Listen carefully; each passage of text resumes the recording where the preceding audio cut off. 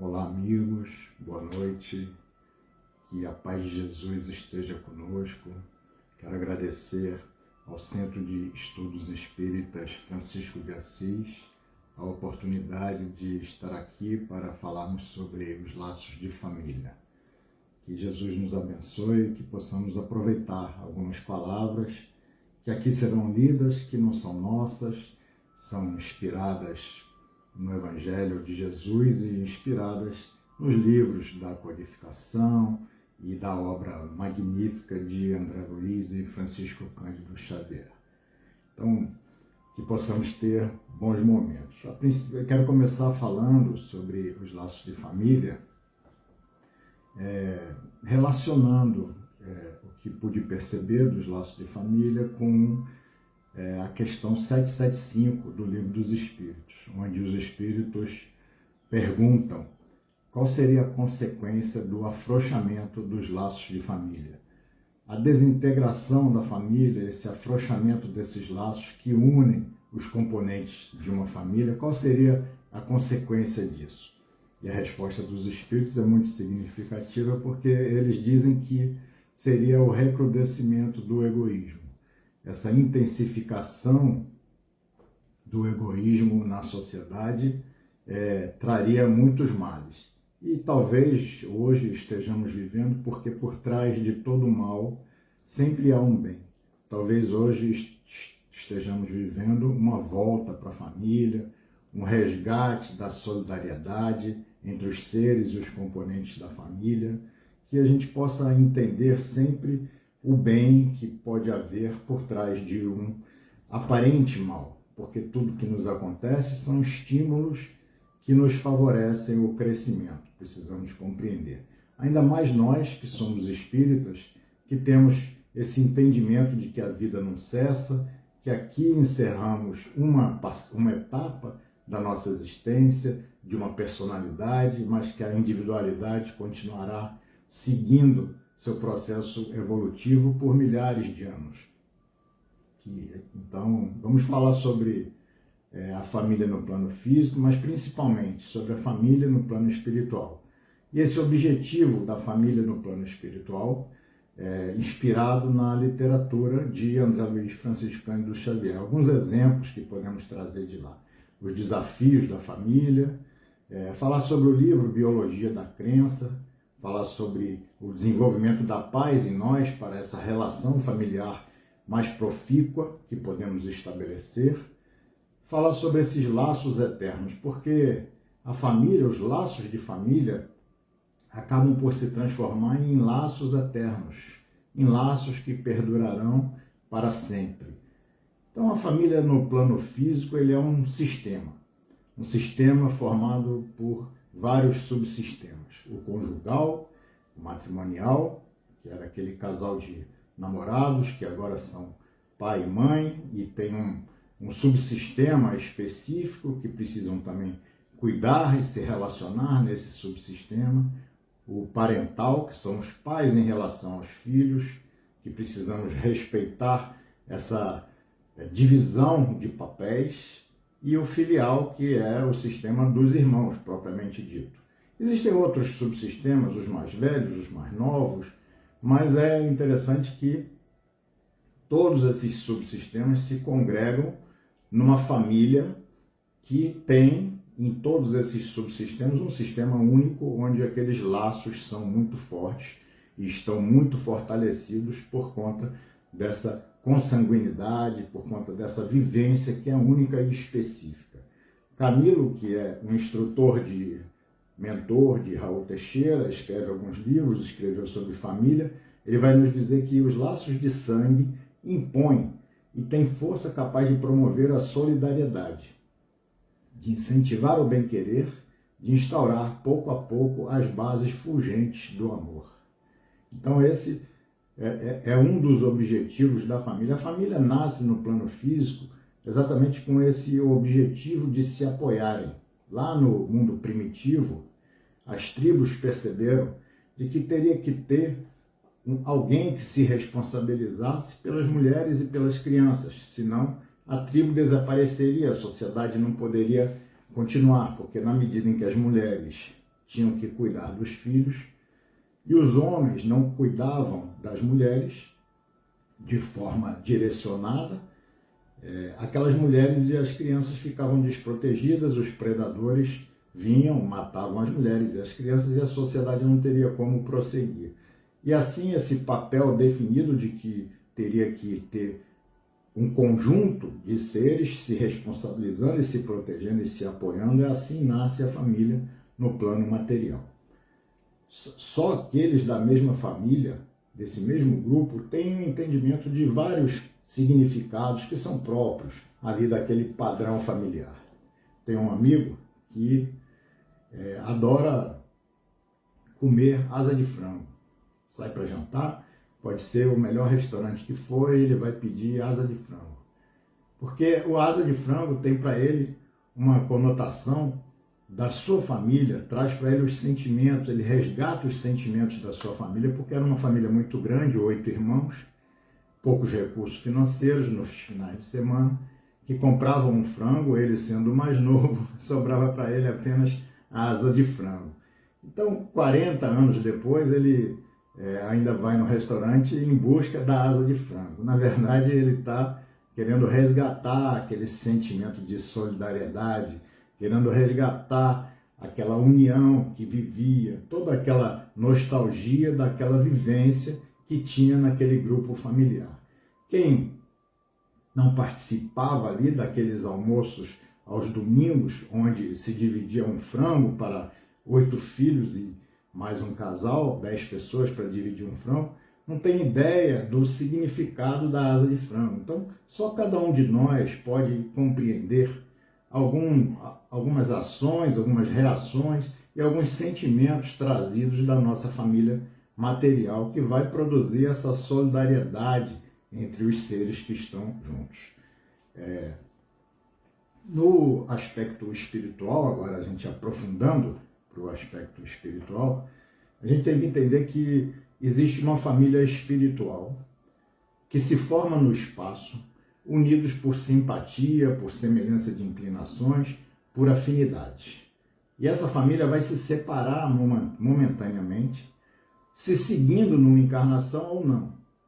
Eles vão se reencontrar, esses mesmos espíritos, sob títulos diversos, talvez pelo mesmo título ou por títulos diversos. Então, aquele grupo daquela família espiritual que viveu personalidades como pai, como neto, podem viver numa próxima existência como irmãos, invertendo papéis. Então, assim, esse grupo familiar vai se revezando nos papéis e vão, de forma conjunta, trilhando o seu caminho evolutivo. É muito interessante porque, às vezes, alguém que não é desse grupo espiritual, dessa família espiritual, se junta ao grupo por laços até de ódio, por laços de dificuldades.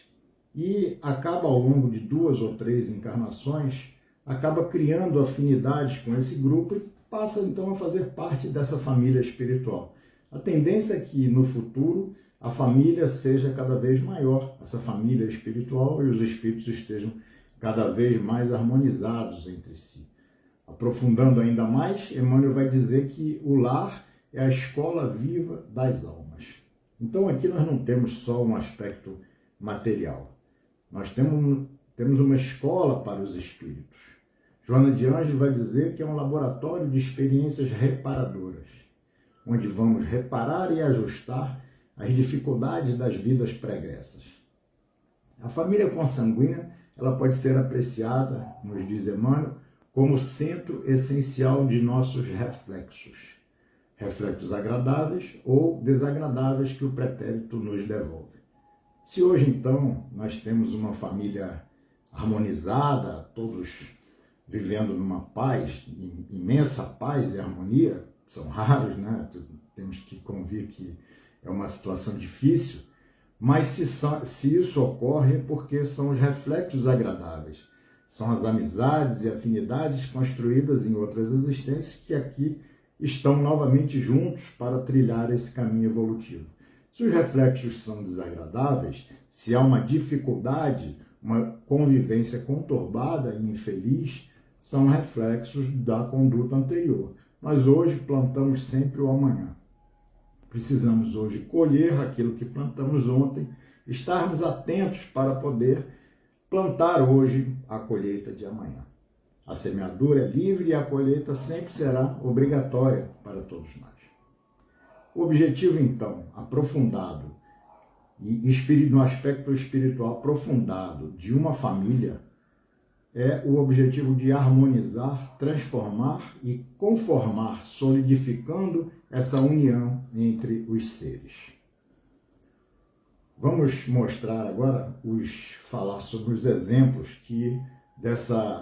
desse objetivo principal de harmonização, que é o objetivo da família aqui no nosso planeta, de provas e expiações, obviamente. Quais são os exemplos que podemos trazer da literatura que podem deixar isso para nós bem claro? Por exemplo, a reencarnação da mãe de André Luiz, no livro Nosso Lar, escrito por André Luiz, psicografado por Francisco Cândido Xavier. É muito interessante porque André vai descobrir que seu pai, que já tinha desencarnado muitos anos antes dele, se encontrava preso no umbral, junto a duas moças, as quais ele tinha, durante a existência material, tido como amantes. E estava agora com elas, preso no umbral, já numa situação de tristeza, desencanto e de sofrimento, mas se via preso àquela plantação que havia feito no passado e não tinha como sair e transformar seu pensamento. A mãe de André Luiz fala para André que ela vem tentando ajudar há muito tempo, mas que teria que ter uma solução de maior rigor, de maior intensidade, que eles teriam que reencarnar.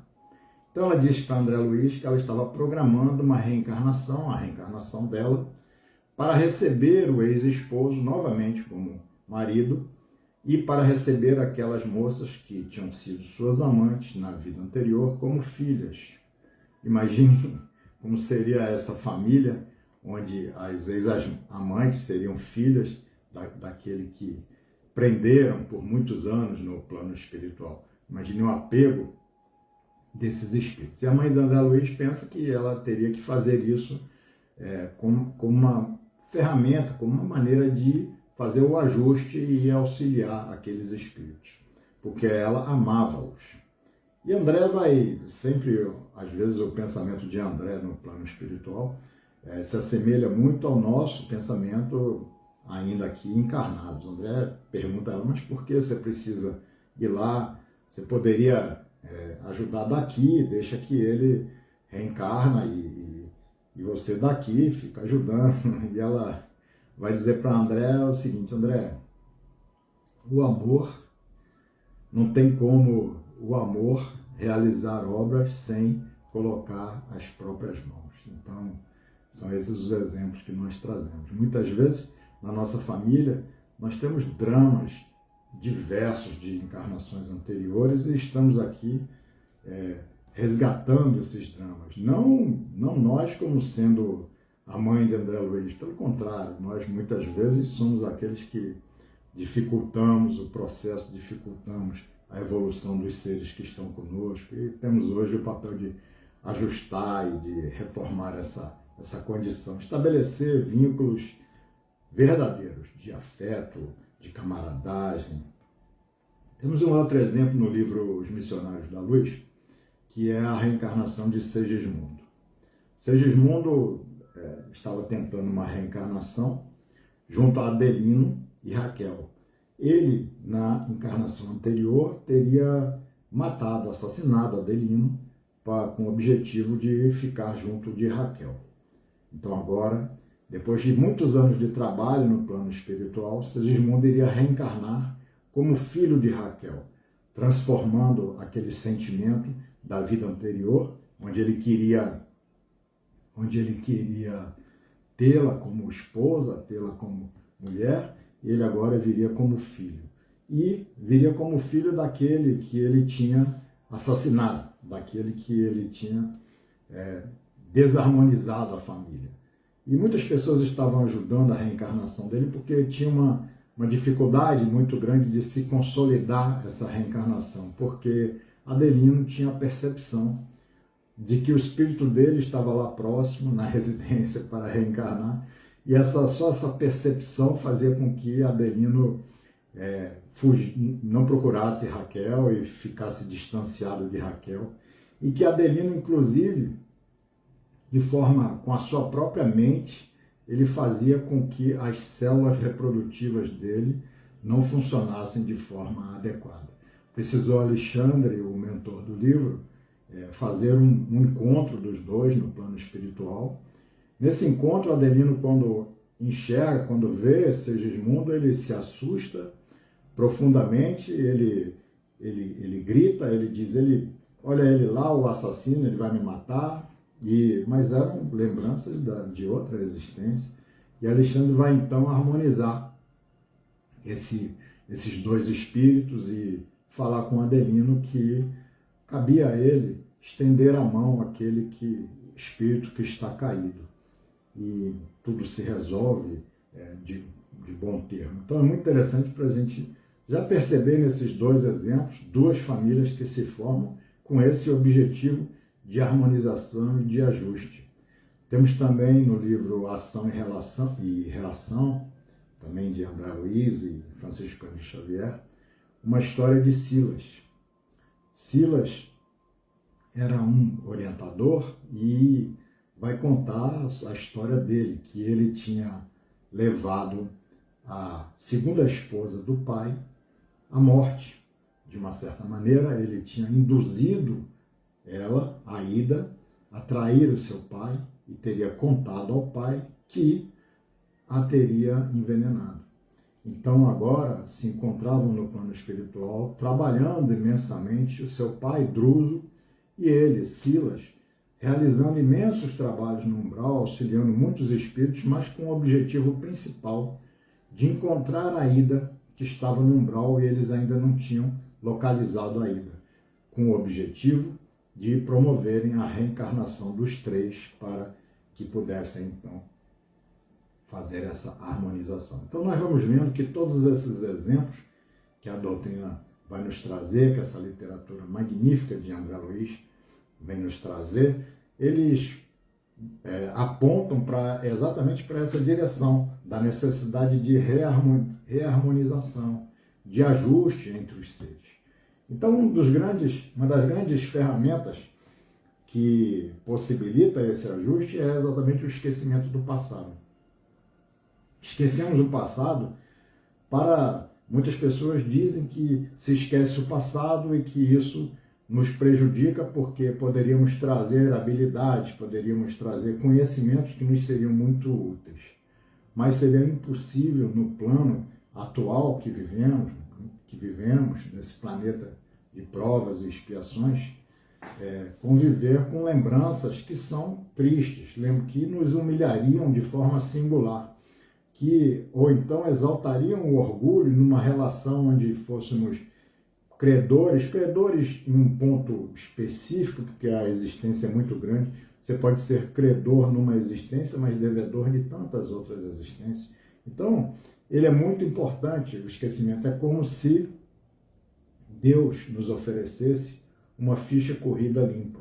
Hoje nós vemos pessoas que saem da prisão e têm aquele atestado de antecedentes, onde está lá marcado o crime que cometeu, e muitas pessoas não lhes dão a oportunidade porque falta confiança, de entregar a confiança a essas pessoas. E acontece conosco porque todos nós somos criminosos, todos nós cometemos crimes nas existências anteriores. Então, quando nós voltamos numa reencarnação com esse esquecimento do passado, porque não só nós esquecemos, também os nossos adversários, também aqueles que convivem conosco, todos esquecem o passado. Então é como se nós tivéssemos uma ficha corrida limpa, uma nova oportunidade que Deus nos oferece para que pudéssemos seguir sem sermos preteridos, sem termos esse preconceito. Então é muito interessante. Eu gosto muito daquele canal que tem dos Amigos da Luz, que é um grupo que faz aqueles vídeos humorísticos sobre o espiritismo, né, um canal espírita, e eles tratam muito interessante essa questão da reencarnação em família, onde aparece um casal perante uma outra moça para se oferecer, se apresentando a ela como, olha, nós vamos ser seus pais na próxima encarnação. E aí o rapaz está falando e a moça está com a cabeça no ombro dele, assim, escondida. E aquele espírito que está sendo convidado para reencarnar junto deles pergunta, ó, mas eu não estou vendo o rosto dela. E quando vê o rosto dela, não, mas ela ficou com meu marido, ela me matou, ela fez isso, ela fez aquilo. Então é muito interessante a gente, até no humor, a gente buscar essas situações que parecem muito engraçadas, mas é uma realidade muito dura para todos nós, né? O desafio os grandes desafios de conviver, que é muito diferente de viver. Hoje nós estamos tendo essa oportunidade de viver esse desafio de forma intensiva, porque viver é sempre muito mais fácil, porque a gente chega, vai embora, fica pouco tempo e fica no celular, não precisa ficar ouvindo o tempo todo, e vai para o celular para ver uma palestra, para ver a mídia social, para isso, para aquilo. Então você praticamente, a convivência é pequena. Hoje a convivência é forçada, porque ninguém aguenta ficar no celular o tempo todo, e a gente vai ficando próximo grande parte do tempo e vai verdadeiramente se conhecendo, e precisamos então aproveitar essa oportunidade para dar oportunidade de conhecer e amar, conhecer e aceitar, né, que é muito difícil, porque os conflitos, as mágoas, os ressentimentos que existem, que são trazidos lá do passado, às vezes até da vida presente, foram se realizando de forma repetida, né? Se repete muita situação, então você traz nós não trazemos a memória dos fatos, né? Mas nós trazemos a memória dos sentimentos. Então essa memória dos sentimentos vai fazer com que quando a gente veja uma pessoa pela primeira vez, a gente já sinta uma certa simpatia ou um certo pé atrás, não gostei muito dessa pessoa. E é isso, dentro da família, você tem essas simpatias e você traz esses sentimentos do passado. Você tem um pai e um filho em que o pai se desdobra, faz tudo por aquele filho, mas o filho é um filho que foi traído numa vida passada, é um filho que não podia confiar naquele que hoje vive a personalidade de seu pai. Então, por mais que o pai faça, o filho tem aquele sentimento de, você está fazendo agora, mas eu te conheço, você não é isso, porque ele traz o sentimento do passado. Então a gente precisa insistir, a gente precisa ter paciência para que com o tempo ele possa perceber de que não é mais aquele do passado, que o tinha traído, que o tinha enganado e que a gente realmente se modificou, para que ele então possa perceber e essa relação possa ser ajustada.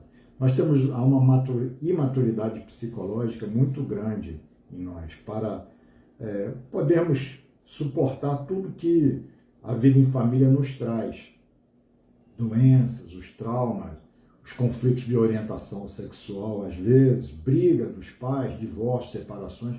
Essa imaturidade psicológica realmente é muito grande. A gente precisa sempre ter um ponto de apoio, ter uma base estruturada. E é muito importante que o Espiritismo para todos nós, e que seja para todos nós essa base estruturada para podermos seguir convivendo com todas essas dificuldades que a vida, que é um desafio para os espíritos, vem nos oferecendo, né? Então, eu queria só aproveitar esse assunto, que eu acho que tem tudo a ver, falar sobre o livro Biologia da Crença, de Bruce Lipton. Ele vai falar que, às vezes, nós carregamos em nós crenças que nos desvalorizam. Vai dizer que a criança, até os 7 anos, ela vibra num padrão de onda teta. O padrão de onda teta é o padrão de onda das pessoas hipnotizadas. Então a criança até os 7 anos tem a sua mente vibrando num padrão de onda como se fosse uma pessoa hipnotizada, absorvendo todas as informações. E muitas vezes absorvendo aquelas informações como sendo algo que possa influenciar o fundo da sua mente, que possa fazer ela crer em uma realidade que não é o correto. Quando a gente vira para uma criança que derruba um suco, derruba um copo, e você diz, você não faz nada errado, você acaba lançando uma mensagem que está para uma mente que está vibrando nesse padrão de onda teta, e essa mente vai absorver, e depois com 30 anos a pessoa vai ter dificuldades, vai perder o emprego e vai justificar porque realmente ela não faz nada certo. Porque aquele padrão, aquele programa subconsciente que roda na nossa mente a maior parte do tempo, ele incorporou aquela mensagem. Então é muito importante a gente ter muito cuidado naquilo que a gente fala. E que tenhamos também muito cuidado, ele vai dizer que as crenças que nós absorvemos, elas são em geral tóxicas. Elas vão formando esses programas subconscientes, pilotos automáticos que controlam o comportamento da nossa vida. Nossa vida é uma impressão desses programas, a impressão do nosso pensamento. Só que o nosso pensamento, 95% não é criado por nós. Nós vivemos 95% do tempo controlados por esse padrão de pensamento subconsciente, que está influenciado por aquilo que nos diziam quando éramos crianças e está influenciado também por aquilo que vemos no dia a dia, na mídia e nos jornais e tudo que... Então é muito importante a gente, principalmente nesse momento, a gente também saber arejar, a gente não se deixar influenciar tanto pelas informações negativas, porque elas vão ficar no nosso subconsciente e fazer rodar um programa subconsciente. A gente vai acabar acreditando que vai todo mundo morrer, que vai todo mundo, que a sociedade vai se acabar e que vai todo mundo passar fome. Então a gente precisa se resguardar disso tudo e para manter o nosso pensamento sadio, né? Emmanuel vai dizer no Pensamento e Vida que vem informar ainda uma vez de que nosso pensamento cria a vida que nós procuramos. Então, importante, já que o nosso pensamento é criador da nossa realidade, é importante que a gente possa ter esse nosso pensamento estruturado, e estruturado nas ideias positivas, na fé, e orar, e participar de todas essas oportunidades que nós temos, até virtualmente, no centro que eu frequento, nós temos feito o Evangelho segundas, quartas e sextas, no grupo, todo mundo entra e todo mundo lê e faz um evangelho em conjunto, coisa que não fazíamos antes e hoje nós estamos fazendo e tem sido muito positivo, criando e fortalecendo, por incrível que pareça, essa condição de estarmos isolados, vem até fortalecendo os laços que nós mantemos entre os componentes do grupo por conta desses evangelhos constantes, segunda, quarta e sexta, estamos ali juntos, fortalecendo uns aos outros, cada um dando a sua visão do que está enxergando na doutrina e de que maneira que a doutrina pode nos auxiliar. Até as mensagens que nós lemos, não sei se vocês têm essa percepção, até as mensagens que nós hoje, quando abrimos o Evangelho, parece que elas têm uma força muito maior. Quando vivemos momentos de dificuldade, as mensagens falam muito mais profundamente em nosso coração. Parece que nós, quando abrimos uma mensagem, nós pensamos, nossa, nunca tinha visto isso dessa maneira. Nossa, como essa mensagem é profunda, como ela bateu fundo no meu coração. É muito interessante. Nós temos muitos conflitos internos, né? A maioria deles são conscientes e próprios, mas muitos são inconscientes, criados através dessas agressões familiares ou até de vidas passadas. E o problema é que se deixarmos esses conflitos em nossa mente, se o nosso mundo interno é uma luta, nós vamos estar em luta com o mundo externo, com o mundo à nossa volta. A realidade externa que nós percebemos vai ser fruto dessa luta constante. Então vamos estar sempre em luta. É interessante perceber, ontem eu estava lendo, estou relendo toda a série André Luiz e estou agora no Mundo Maior, né? E estava lendo uma frase no Mundo Maior que eu achei assim sensacional. Vai dizer Calderaro, André Luiz, que é imprescindível, se a gente quiser fazer um trabalho de caridade, é imprescindível compreender vou ter até um papelzinho aqui, compreender a perversidade como loucura, a rebeldia como ignorância e o desespero como doença. Imagina, perversidade encaramos como uma loucura.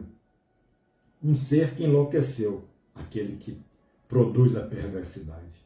A rebeldia encaramos como ignorância.